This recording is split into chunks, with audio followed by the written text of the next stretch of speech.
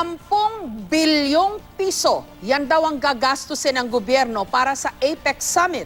Kasama na rito ang budget para sa 50 mga sasakyan na gagamiting service ng heads of state at iba pang mga delegado.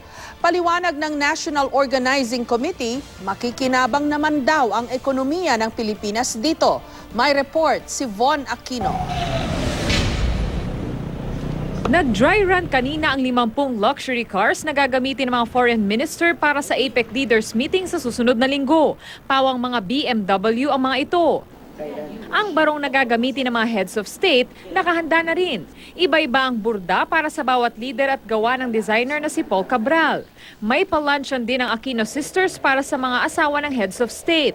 At syempre ang seguridad, ine-ensayo na ngayon pa lang kung papaano ang galawan sa ruta hanggang sa pag-alalay sa mga delegado mula sa kanilang sasakyan. We are very particular talaga sa mga kahit maliliit na bagay. Dahil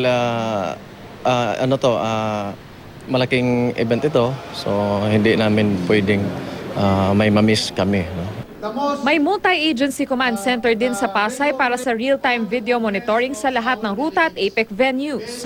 Threats from various criminal elements, threats from the environment, fires and earthquake. Everything is considered. Security, public order, emergency preparedness. Even the possibility of food poisoning included. So everything has been looked upon.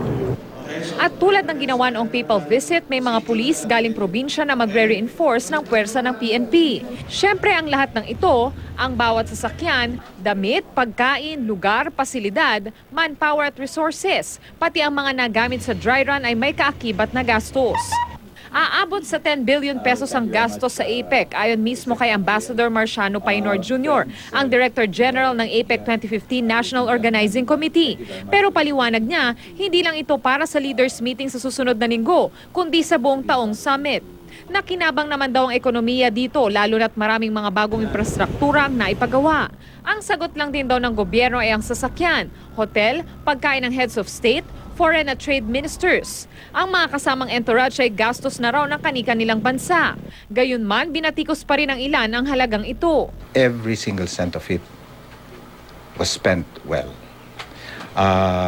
Just as palagi kong na-explain, merong isang economy na kilala namin na nag-host in the recent past. Yung ginastos nila dun sa leaders, kwan lang nila was more than what we spent for the whole year. So kanya-kanyang ano yun, kanya-kanyang kakayahan. So tayo, ang kakayahan natin is yun lang, yun ang binabawi natin sa mga tao. Samantala, may mga panibago na namang canceled flights para sa APEC. 358 na international at domestic flights ang kanselado mula November 15 hanggang 21. Humihingi ng pangunawa ang PAL at maaari raw iparebook o i-refund ang tickets sa mga apektadong pasahero. Von Aquino, GMA News.